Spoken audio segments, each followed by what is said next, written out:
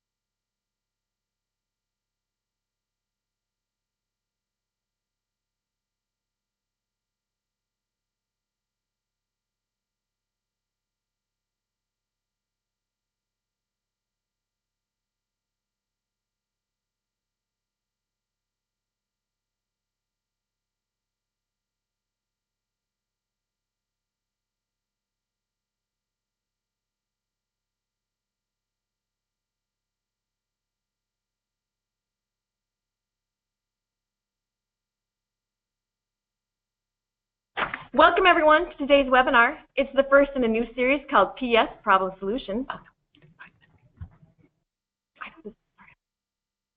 We'll be getting started shortly.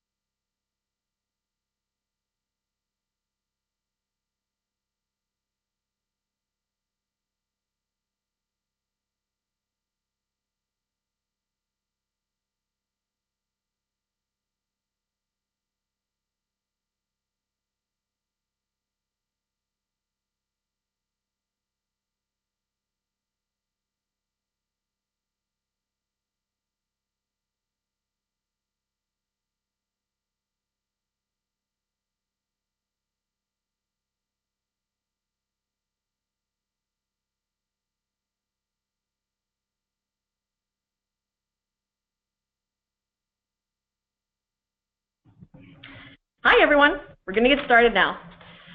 My name is Hillary Simonson. I'm the Marketing Manager here at Allen Interactions. I'll be monitoring and responding to your questions during the broadcast today. Thank you for taking the time to join us. This is the first in a new series of webinars called PS Problem Solution. Today we'll discuss converting Flash courses and revamping your e-learning to incorporate microlearning, responsive design, and simple updates with Allen Interactions Strategic Relationship Manager Lisa Stortz and our Solutions Architect and Co-Founder Scott Kohlauer.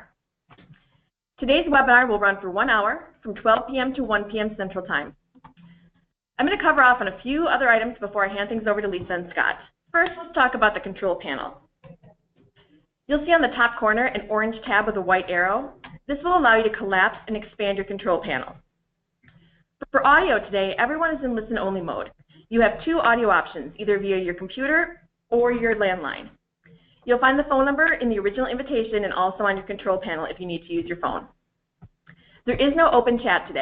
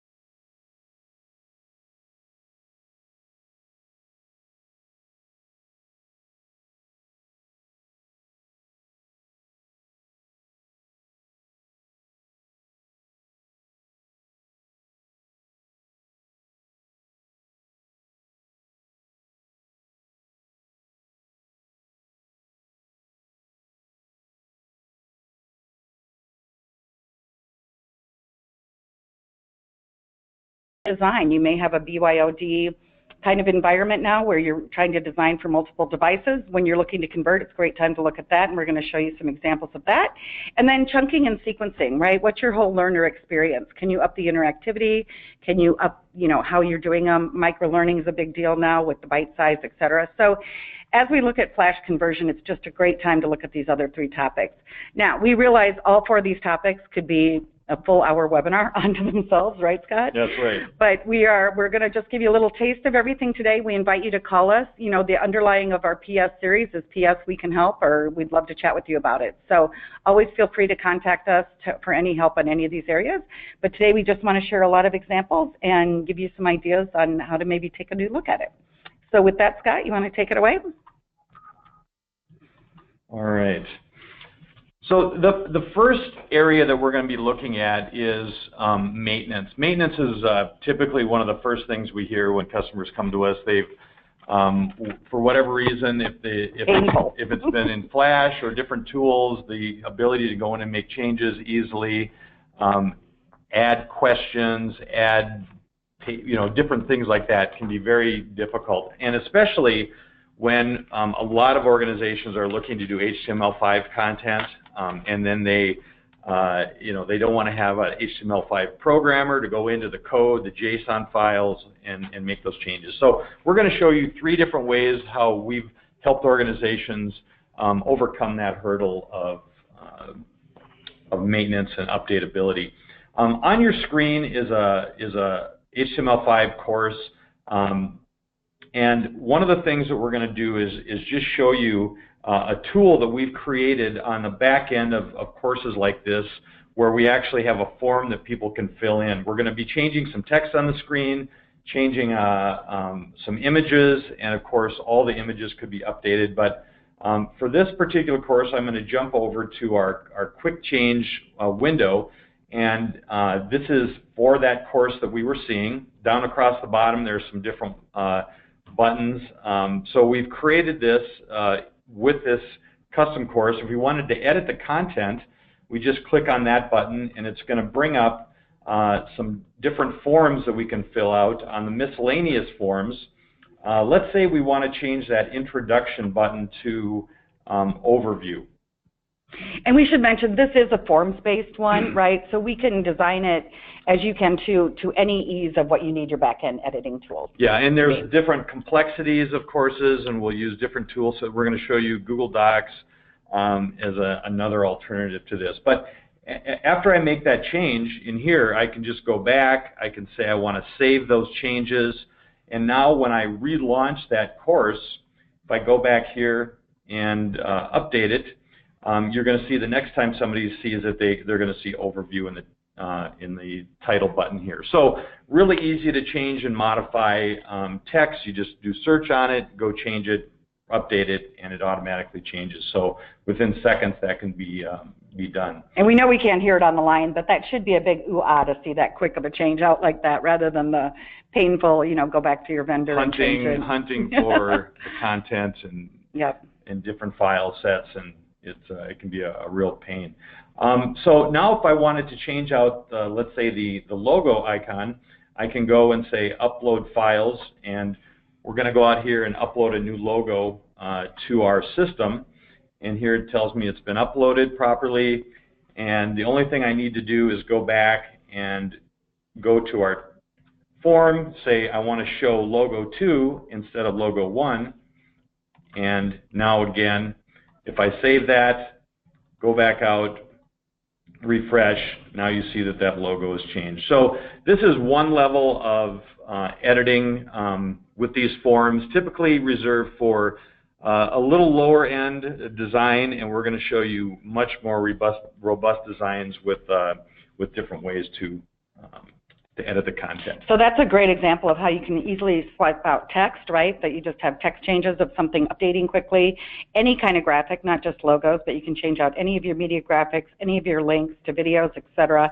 And then obviously, many companies are going through branding changes all the time, and rather than go back again and do an arduous process, you can easily change out things for branding. So that was a nice quick example. Scott, why don't we show one a little more complex? NAMI, I just want to introduce who NAMI is. It's National Alliance of Mental Illness, and an organization we love working with, an association. We work with a lot of corporate Fortune 100, 500 companies, but it's nice to work with associations too. They do a lot of great work, so I encourage you to look at them in your local market. Yeah, so here's an HTML5 design that has a little bit different menuing structure, where you scroll down and you see these different areas. Are you a good fit is one area that they look at. They're trying to teach and involve new people into their process, and so this is one way that they've done it. Is watching a video, here are some questions that you can ask and see responses to. And so this one, while it's much more complex, what we'd like to do is show you here are a number of questions and answers that they ask to get an idea how good of a fit you are, and when you respond to that, you move through these different 12 questions. So if we ever wanted to change one of those, or maybe add a 13th or 14th question, we could go to this Google Docs, which is a document that has all the content that is served up within that course.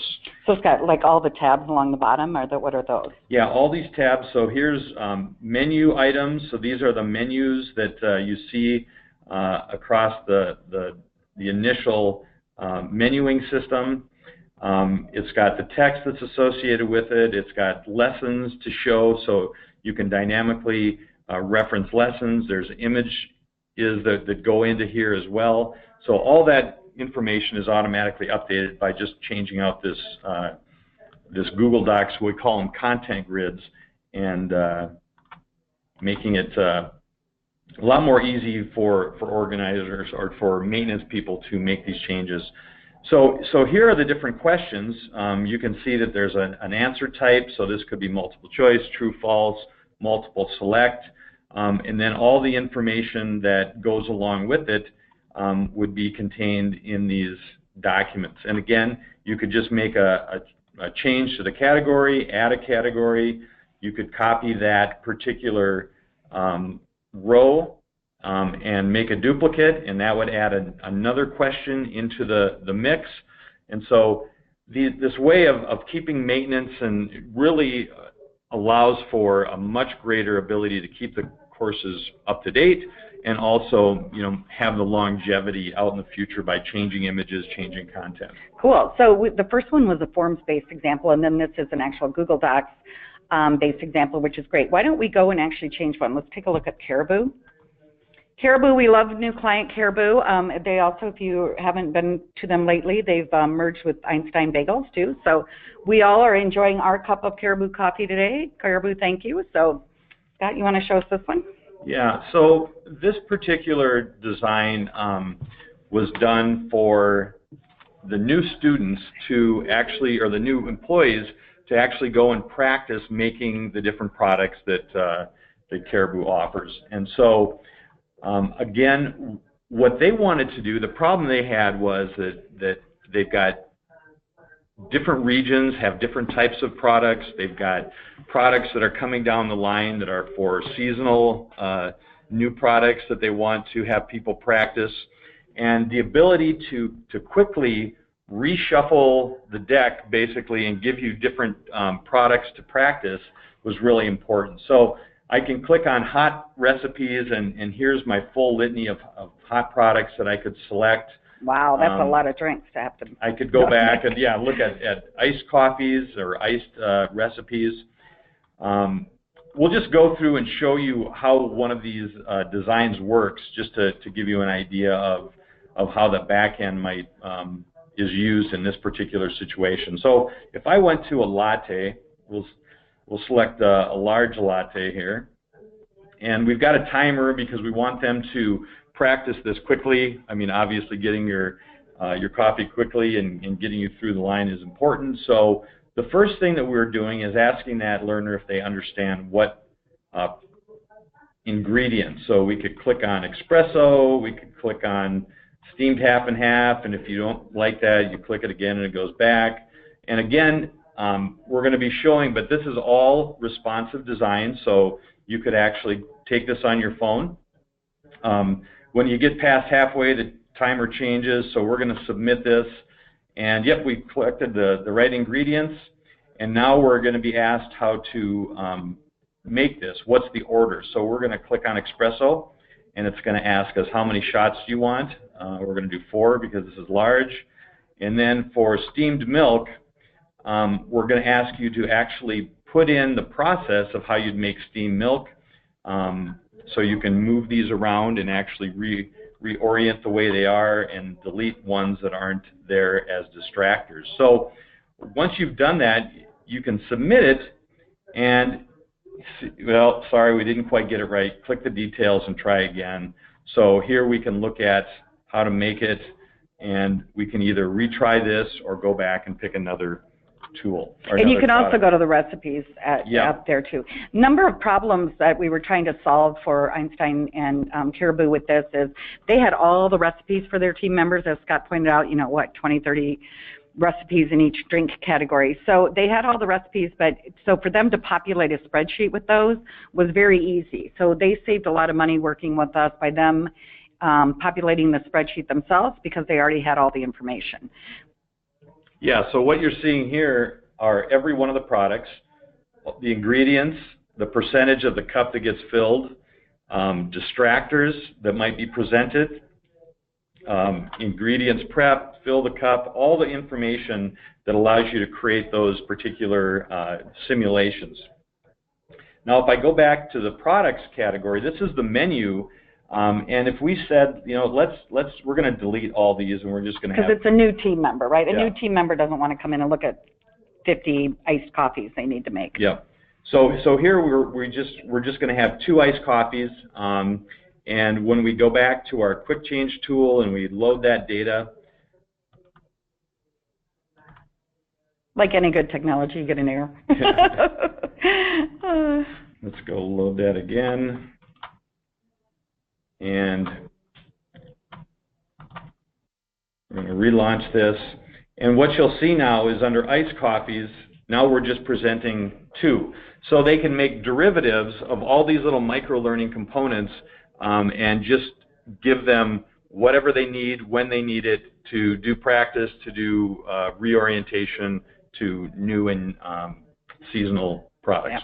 Yep, so that was a great solution for all the problems we were solving for them. One, if you're a new team member and you want to just get them embedded in the, you know, you want to get them on the floor as soon as you can, so we can just tee up 2 drinks, get them comfortable with that, bring them back into training, give them more. To Scott's point, the seasonality, you know, what we're selling right now in Minnesota is probably a lot different than what's selling in Tampa right now for hot drinks, and then obviously the holiday and different kinds of things. So Rich, with that, we're going to go to the poll, and so everybody get ready to do a few poll questions here. We have 2 questions for you. The first one is, to what degree do you consider maintenance when designing or developing your learning solutions? So in the current work your organization is doing, how much do you guys even factor in maintenance at all? We know a lot of our clients, when we start working with them, it's not really on their radar, but when we start talking about things like audio and different things, it really comes into play. Because maintenance is a huge expense, right? And you want to keep your learning fresh and interesting. So let us know in the poll to what degree you consider maintenance when you're currently designing. Perfect. 44% of you are always. That's fantastic. That is great to hear. 28% most of the time. Love it. And you're 6% great. We haven't yet, but we will now. That's fabulous. So that's awesome. Perfect. Let's take one more quick poll too. How many of you are permitted to use Google Docs in your organization? We know we've shown you a few Google Docs examples. We also showed you a forms-based. We realize with some of our government clients, for security reasons, et cetera, they're not allowed to use Google Docs, so we can do it in Excel spreadsheets as well. But just curious out there, how many of you are permitted to use Google Docs in your organization?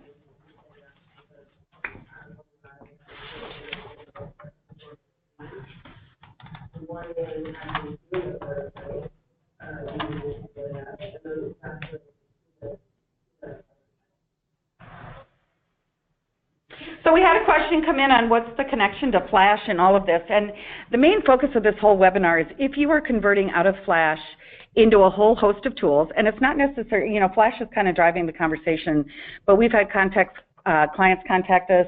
They're changing, what was the one last week? Unity. Unity, changing off Unity or other technologies. We've had people go from Storyline to HTML5. What we're doing right now is we have divided this into 4 chunks. So yes, the Flash conversion straight on, but as you're thinking of converting, as you're even considering it, because it's going to take resources regardless, it's going to take time, money, people. As you're considering it, we want you to look at a few other things. Maintenance is one of the big ones. Responsive design, we think, is a big one. And then obviously the chunking, sequencing, learner experience. So that's kind of the whole tie-in there. So Rich, do you want to pull up the poll results? Great. So your 64% are not permitted to use Google Docs in your organization. And that's ringing about true with what we're seeing as well. So perfect.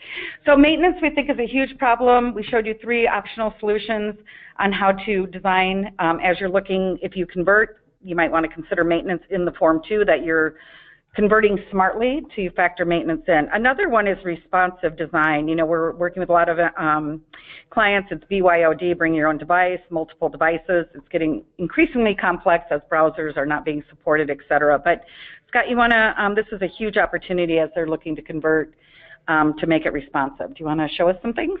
Yeah, this particular course was redesigned from just a PC-based Flash tool to more of an actual HTML5 responsive design that the students at Penn Foster University could use as a drill and practice tool anywhere. So if they're sitting on the bus going to class, they could just jump on and start to use this to learn all the terminology around being a vet tech, so they could talk the language properly. And again, this has a back end to change all this content, but one of the design changes we had to do was go from more of a static screen, and you can see here this would play well on a PC or a tablet, and if you wanted to select the anatomy and physiology, here's a visual component where it says which number refers to the biceps, and you have the ability to make a selection. No, that's not right. You just selected a different part, so we could try it again or go to the next one. You can select certain areas, so you could say, I just want to learn about respiratory systems. So it's been categorized, and you can add content, recategorize it. We could go to a flashcard type simulation where you get a word, and you click on it, and you can see what it responds to as far as its description. Some other fun areas are spelling. Spelling these terms, you know, they're very sometimes the terms are hard to spell, and so here we're going to actually devise a way to listen. Pleura. The pleura is a double membrane that surrounds or invests each lung. Pleura. So you have the ability to type in and see if you're right. So Scott, yeah, as you mentioned, it shows well on a PC and laptop, but if they needed it. Yeah, so over here we've got a menuing structure that allows us to jump around, and if we just were to shrink this and change it to a different size like a smartphone, you can see that now that menu over here has become a drop-down menu that we can select and jump around. Our filter is now in the middle, and we can do that, and then you can scroll through the content. And so it really is a tool that allows you to take it anywhere and have that same experience, whether it's very small or larger on a screen. Can you go back to the home screen? So how does it adjust when you're going from PC to the home screen for those 6 categories? How does that look? So, and it kind of plays into, some of you may have been hearing the term adaptive versus responsive, and this will kind of address that. Yeah, responsive is when the tool, as you're seeing here, will actually, as I'm shrinking the size of the window, it's responsively just changing and putting us into a more linear fashion. Adaptive is you actually have 3 different versions, and it says, oh, you're playing on a phone, I'm going to play this version. And so the maintainability is at a much greater level. We've done adaptive designs as well, and use those back ends to populate all the different designs, but when it comes to maintenance or editing the code, it gets a little more tricky. And from a learning perspective, is there anything else? I mean, obviously scrolling would play more into this as you go more linear. Is there anything else to consider with the learner experience? I think that what we try to do is again, when we're doing responsive, you're going to see another one here that's going to have a little more robust design that actually starts to populate down, and we'll show you that one as another responsive design that yeah. Before you guys move on, Taylor is wondering, what about using an LCMS for the back end? Yeah, so the back end could be we're actually using an LCMS in a sense. We're creating a LCMS for the different course. One of the things about an LCMS is that that might be a good place to house these content grids that then you could go into, make changes, and then save those as a place to store this information. If you're not familiar with an LCMS, is a learning content management system. Right, yeah. Right. Which you could put in graphics and images, and that could be where we make calls for this content to fill in the HTML5 content. So similar file structure, yep. Absolutely. So the problem Penn Foster was trying to solve is their stuff played great on static, PC, tablets, but they knew their learner, their audience demographic was definitely, as Scott mentioned, on the bus and needed it more responsive. Yeah. Good. How about showing us Irvine? Irvine's a large property management company, and they deal a lot with fair housing laws. in areas like, and we're not going deep into these interaction types because we're mainly showing the technology when you consider conversion, but yeah. Want to walk us through this one?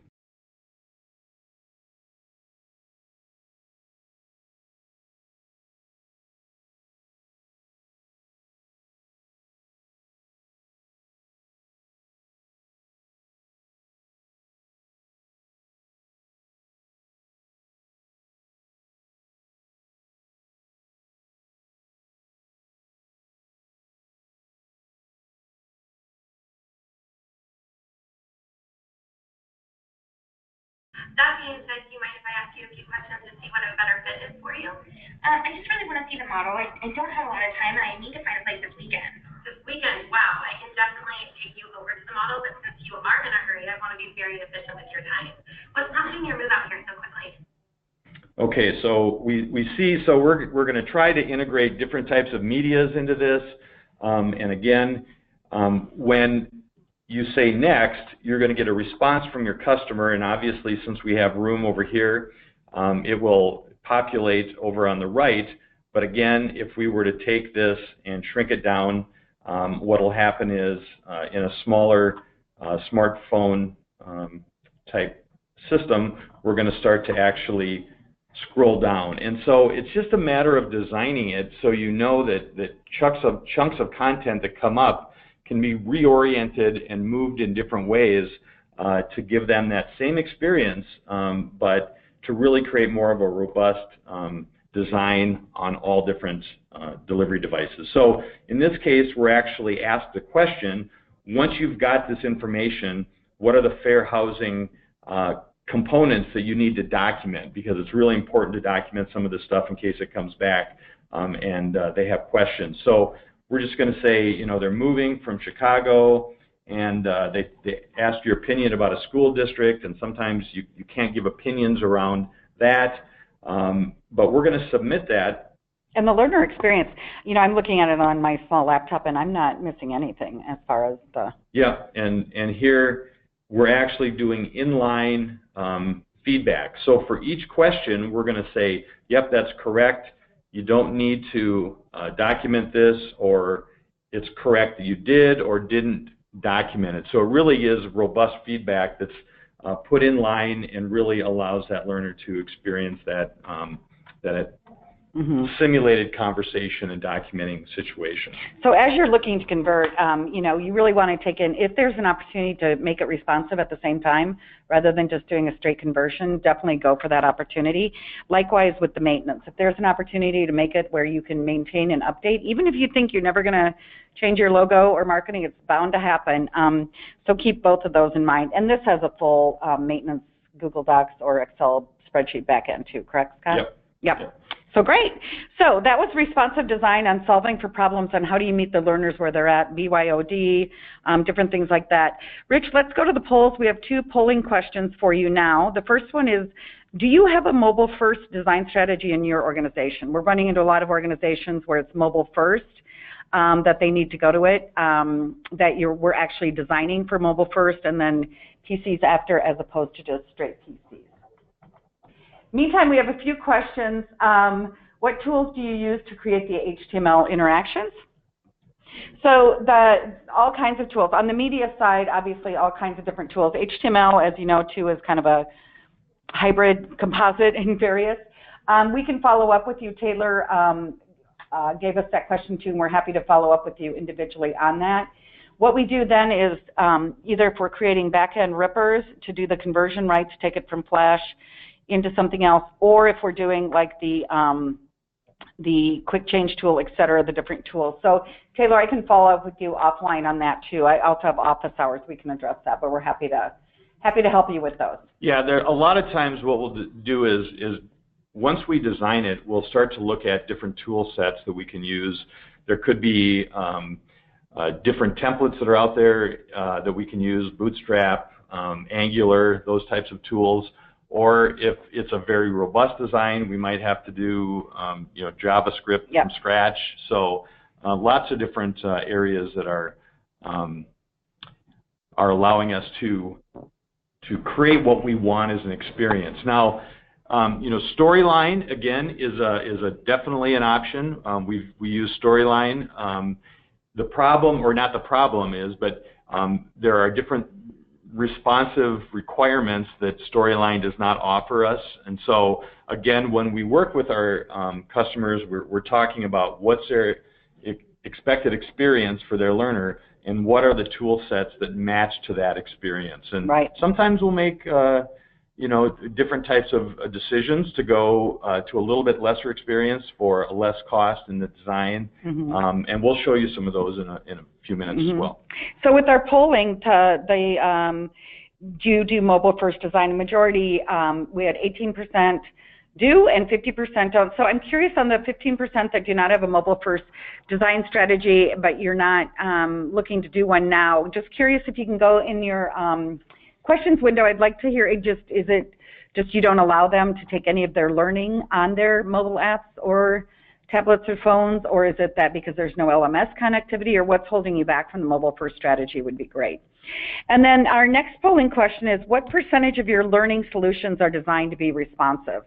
So as we look to design, right now in our organization, it's kind of almost just the barrier to entry, right, of doing businesses, multiple devices.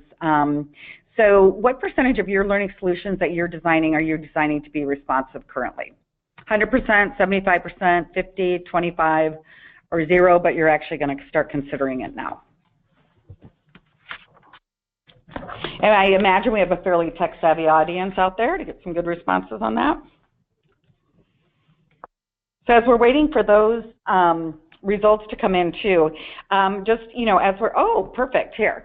0%, but you're going to look at responsive now. 47% of you, thank you, that's exciting. We'd like to inspire the people, that's why the people.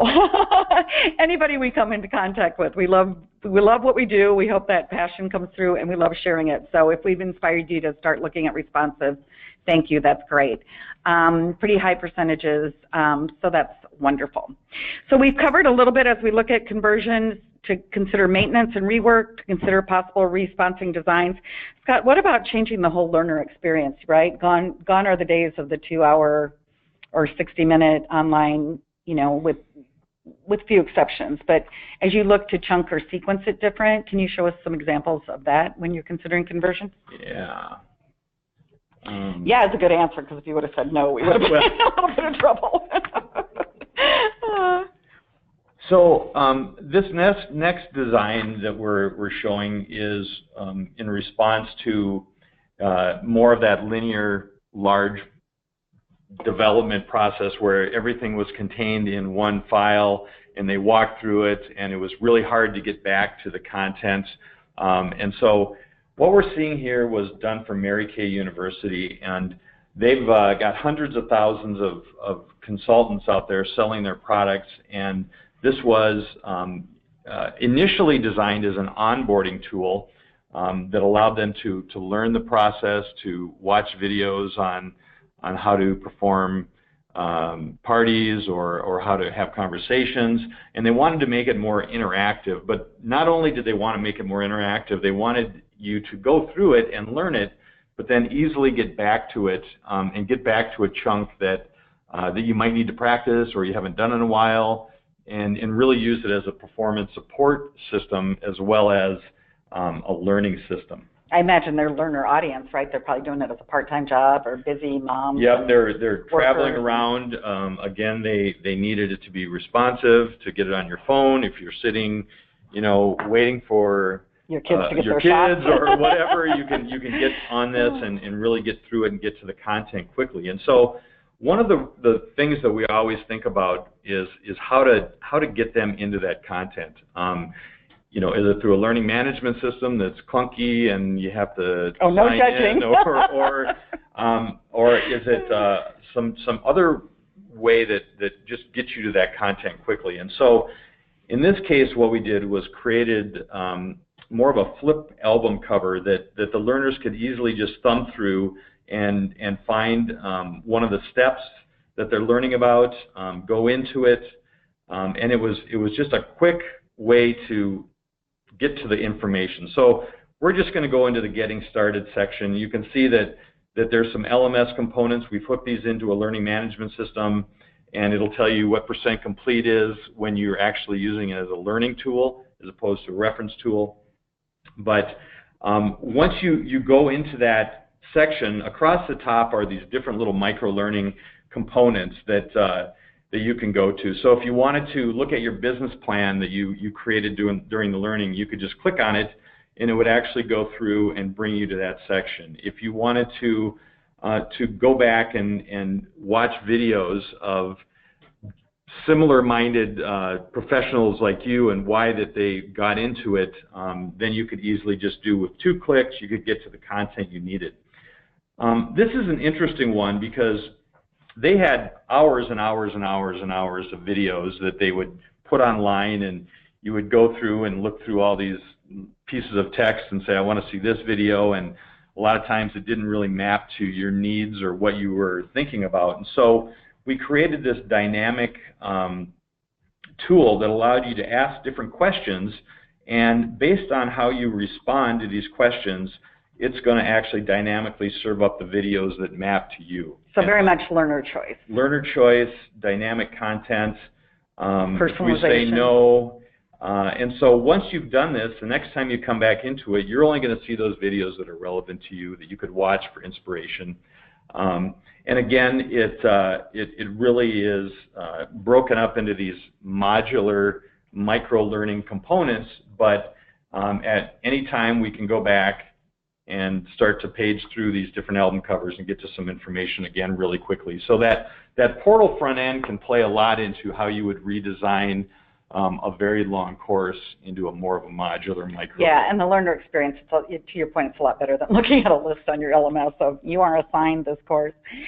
So their problem that they were trying to solve was taking all this content, which looks huge. There's a lot of those album covers, and making it bite-sized and getting a better learning experience. But we also designed it to be for the maintenance and with the responsive design? Yep, exactly. Yep, is everything. Yep. Again, this could be cool. So that one has it all. Perfect. Yep. Okay, how about another example of maybe even a bigger, converting a bigger piece of content, similar to, I think, United Capital with the 8 weeks, I think, right? Yeah, this was designed, again, they wanted to have two designs, and I think that when we're redesigning courses or multiple courses, you're always trying to get the most bang for your dollar, right? And so using that content again in more of a learning fashion or repurposing it for just-in-time support within your daily work tasks is a great way for that content to be used multiple times in multiple ways and really increase the ROI on usage and to change your performance outcomes for your learners. So that's a good point. So with Mary Kay, if you were new, you took it prescriptively, right? You took it sequentially. You had to go through it all. Yep. And then you could go back anytime, like I'm hosting a party tonight, so I want to just go back to that part. Yep, and just look at that. Take 2 minutes and understand some of the core components of how to do those key tasks within your very powerful project. So this is another portal that was used, and over here is the menuing system. And again, here we've got a couple of options. You've got training by week, and so this is an 8-week training course that is a blended solution that allows you to have virtual instructor-led training and conversations, and then sprinkled throughout that virtual would be these exercises that you actually go in and practice snippets of that process that you're trying to deploy. This was done for financial planners using a new financial management tool, process, and system. But how approachable? I mean, if I look at that and that's an 8-week curriculum, that's so much more approachable than looking at pages and pages or notebook and notebook or 28-hour courses. Yeah, you can see across the week what you've done and how far you are, and then once you again go into these, you're going to see a similar design that we saw earlier, but with different imagery, different types of challenges. We've got some video. We've got a game that you can launch and go into, some explore different components. And again, this would allow us to easily modify as the process change and allow them to get to those different pieces of content right out of the gate. And so here are some different examples of how we would have conversations where you're understanding a client and how you would talk through different challenges they have with their financial management. Now, this is where, again, we go back to that portal and you've got all this content, but you can actually go into the training category and now you can get at this information in a different way. So if you're doing understanding of your clients, these are the pieces of content that help you understand your clients and how you can support them. If you're doing analysis, so it'll pull it out of those weeks and it'll pull it out of those category? weeks and reorient the system to get you to those little micro-learning components. And so, again, just another great way to, when you're redesigning, moving from one tool to the next, to think about how this can be multi-purposed across different types of uses for that learner. So the problem we were trying to solve for them was just chunking and sequencing it different to make a better learning experience. And then it sounds like a lot of capitalization on, if you build it, pull it through, right? Just build it in the weeks, but pull it through to by topic. Cool. And then the portal, obviously, where they live, that's awesome. So great, and a quick access tool too. So great, all the way around. And again, this was also probably built to be responsive and for maintenance, right? Exactly. Awesome. Heather is wondering if you used RISE for that development? You know what? We did not for that one, but we can find out what else we used for it. And then, Heather, we're happy to get back to you on that as well. Yep, cool. Very good. And Heather, feel free to put on the window too how you use RISE in your organization and what you find the greatest value of that. And then our CEO and founder, Dr. Michael Allen, is on too, and he says, what I think is particularly outstanding is the learner can use components of their training in custom presentations when they're talking to customers. Absolutely. And that's the beauty of this, right? We're all really busy, and I know as a salesperson too, going in, I want to just prep right before a call. I can hop right to this, practice, practice, practice, practice. We think that's what it's all about. So as you're learning to convert or redesign your content, you know, make it realistic for the learner and give them the opportunity to practice. And we're going to show you some good examples of that here on the next one too. So Rich, let's go to some polling questions, just a few here. So we kind of touched on the word microlearning a little bit, chunking and sequencing as we look at that, breaking it out of your 30-minute modules into 5 to 10-minute. But microlearning, you know, we've written some papers. We encourage you to go to our website and see those as some great pieces. But in your organizations, what do you consider as microlearning in your company? Is it straight up videos? Do you think it has to be a video to be a microlearning? Is it any kind of training that lasts 5 minutes, 10 minutes, 15 minutes? Or if it's other, just go to the question window and let us know that as well. And we really encourage you to use those questions. If we don't address them on this, we're going to absolutely swing back with all of you. And we also have office hours. So we are always on standby. I think that's what Scott and I love so much about working with Alan, is we're really open to share what we know and how we do things, because we just want everybody doing great work. Right, Scott? That's right. That's right. We're way enthusiastic. Agreed. Okay, so microlearning. Good. It's good to see that it's not just a straight up video anymore. I think if we did this a year ago, it may have been. So pretty much 60% are in that 5-minute range, which is great. So thank you for that. One more quick question on that. One more quick poll. Are your learning solutions designed to be prescriptive or open? And we kind of went through that quickly. But with Mary Kay, as we mentioned, for new learners, they actually require them to go. They prescribed for them to have to go through everything in sequential order, but then they're free to go through it openly as they'd like. So do you design your learning to be prescriptive, where you give them a predetermined path that they have to follow? Open, where it's learner access, they can open, learner driven and controlled, or prescriptive the first time and then open for quick reference? So just let us know on that. And then we'll move into our final chunk for today, speaking of chunking and sequencing. And we realize we're covering a lot of topics quickly, but we're just trying to whet your appetite. We love seeing what's going on in the market, and it inspires us. So here we go, great. 47% are open. Okay, I'm a little surprised by that, but it's great to hear that it's open. They can access any parts anytime, learner access, 20% prescriptive, and 33% are kind of following the Mary Kay. So that's awesome. Thank you so much for that.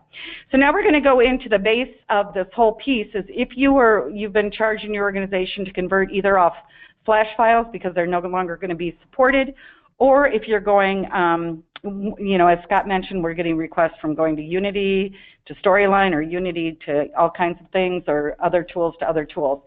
So we're going to move into the last on conversion. Yeah, so when we look at conversion, there are a couple of ways to do it, right? One is we're just going to do a straight conversion where we've got flash files. We can pull out, look at the assets. The assets, yep. And reuse those, redesign the experience. And here's just an example of how we've done more of a one-to-one design, but have a little bit different visual front end on it to update the look.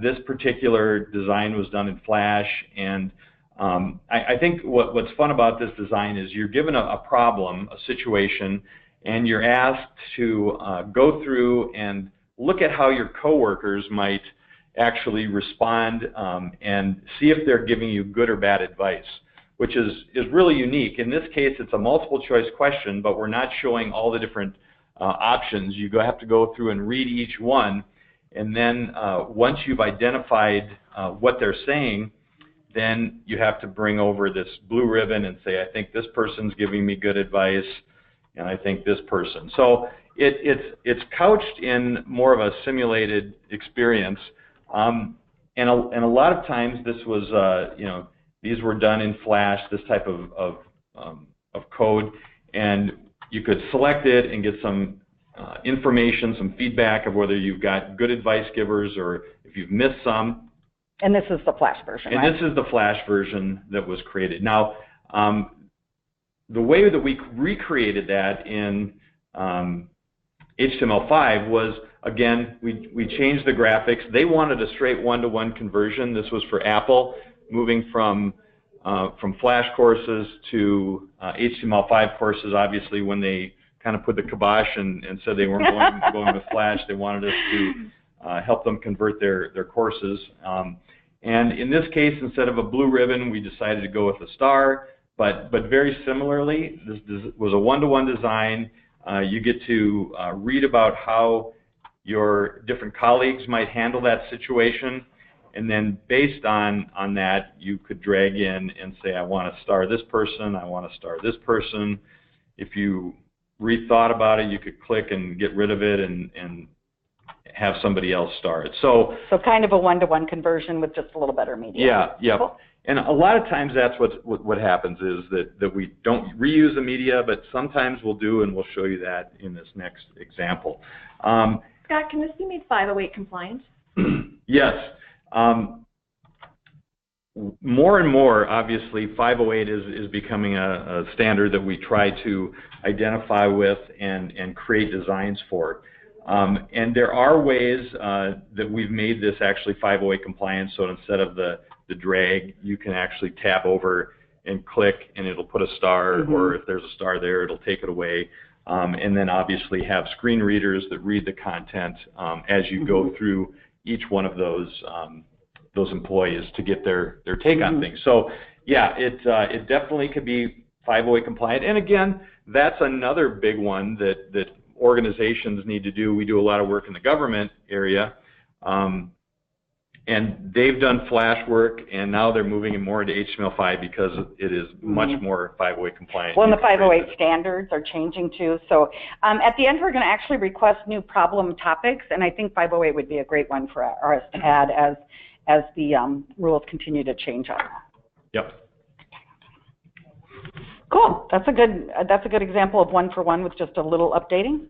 So here's one that we've done a conversion. This was Unity, and we're gonna, let's see. It's showing on his screen and not mine, so hold that thought. Did you? Let's see. Still sharing your screen? Yep. Yeah. Yeah, a little delay. So I'm gonna just Yeah, we're just having a little delay on what he's seeing and what I'm seeing on the. If you were in the room where we're holding this, you'd like it. There's like 20 monitors in here we're keeping track of as we watch everything. So thank you again to Hillary and Rich for being on the calls with us too, so they can keep us moving on everything that's happening here as well. So it says we're viewing your screen, but I'm not seeing what you're seeing. Maybe launch a different one. Do you think it's causing you any issues? So we see a lot of things going on in the chat window, which we love. The use of Rise, that's great, regarding call centers. So we're actually thinking of hosting an upcoming, oh good, we're live. Yep, we're back. Okay. So Unity is a gaming engine that you can actually create learning in. It has 3D engines that allow you to move through and create these environments.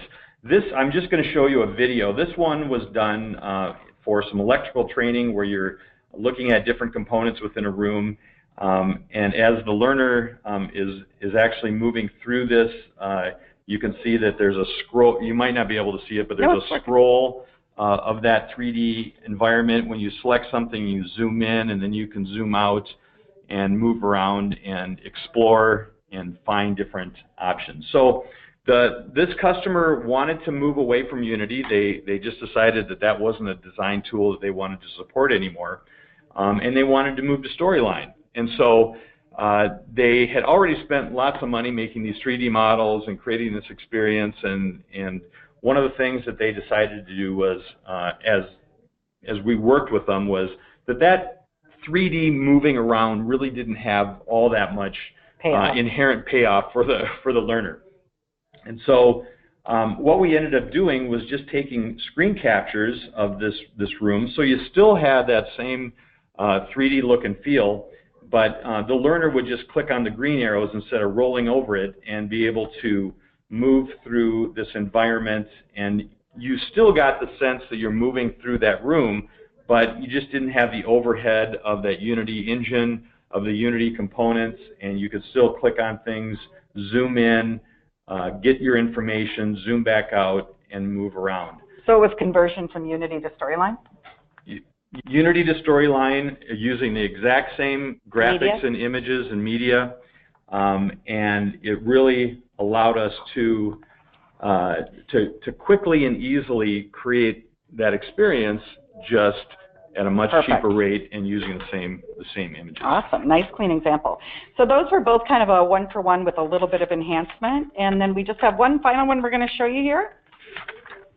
Yeah, this one was done for Luxottica, and they had created a whole curriculum on understanding eye care. They wanted it to be changed and into HTML5, converted, using most of the same graphics, but just putting a little bit different spin on it. And so here's an example of the original Flash course where you could click on a cloudy day and see how the iris would respond. So this was a little interactive lesson that they did.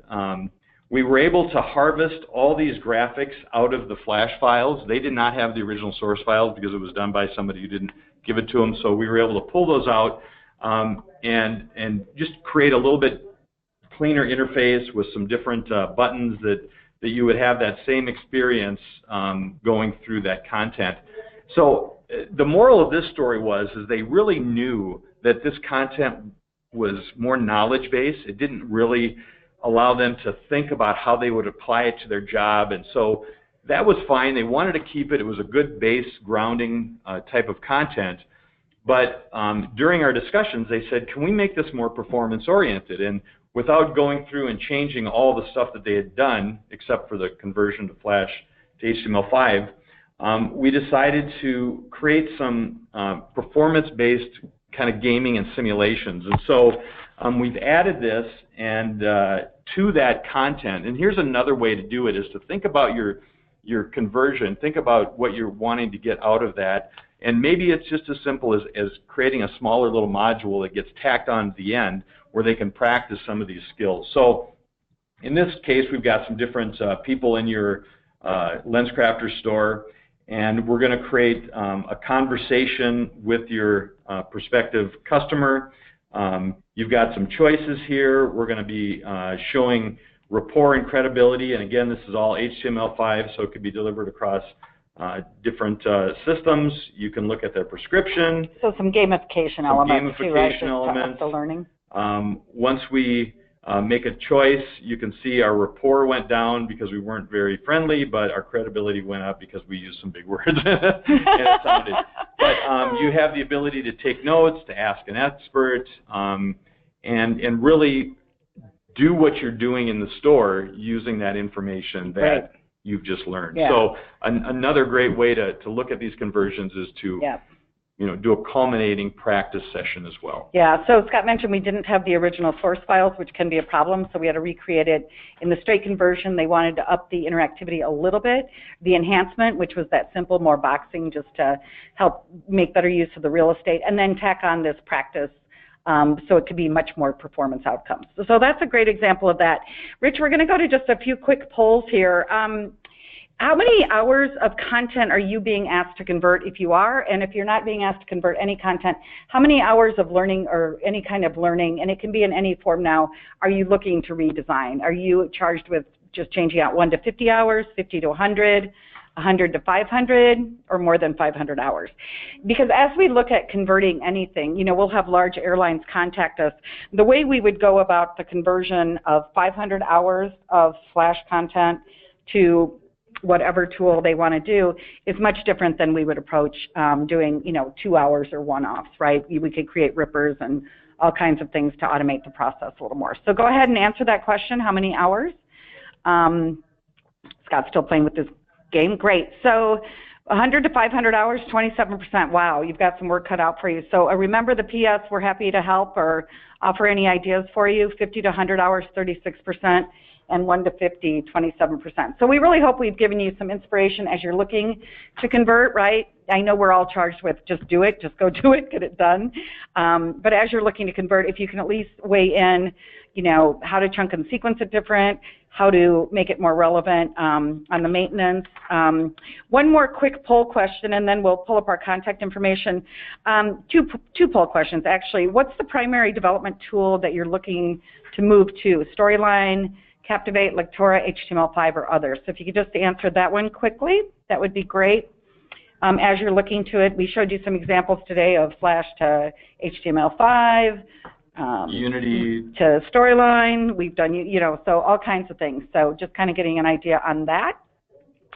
And as you're doing that one, we'd love you to ponder. We want to keep this series active every couple weeks. I'm looking at Hillary in our marketing group. She's probably panicking, but every 2 to 3 weeks, we'd love to be hosting a new webinar on relevant issues for you. So Storyline, the most popular tool by 46%, followed by HTML5. So that's great. One last poll question. What are some additional problems or challenges? I mean, problem can be a negative word. You'd like us to address in future webinars. These are just some we put out there. You can go to your question window and give us all kinds of ideas, but sexual harassment, obviously, we need to do a better job universally training people on that. So would you like, is that a problem and you'd like to see some solutions and how we'd solve for that? Sexual harassment, business contact, onboarding, new hire, call center, customer service. I know we had quite a few call center people on the phone today. Behavior sim, coaching, or measuring, better measurement for your course effectiveness. So just let us know what topics are of interest. If you're not seeing it listed here, please put it in the question window. Rich and Hillary will get that for us. So happy to do that. We definitely want to make these of value to you. Great. So 67% onboarding, behavior sim coaching, 67. Awesome. Great. Thank you so much for that. So just a closing slide here on our contact information. Those of you familiar with Alan, PS, we're here to help. The learning never stops. So you can contact us at any time, and we have a whole host of great consultants that can help you with anything. I'm happy to host office hours every Thursday from 2 to 4 Central, so feel free to call me or email anytime. And Scott, any closing remarks? Yeah, we definitely appreciate your time. We hope this has been informative, and it was a quick view of different ways of the way people solve their conversion or upscaling, rescaling of their content. So thank you for your time. We really appreciate it. And Hillary, closing comments? Just thank you all for attending. This was a great session. We would love to hear everyone's feedback on this.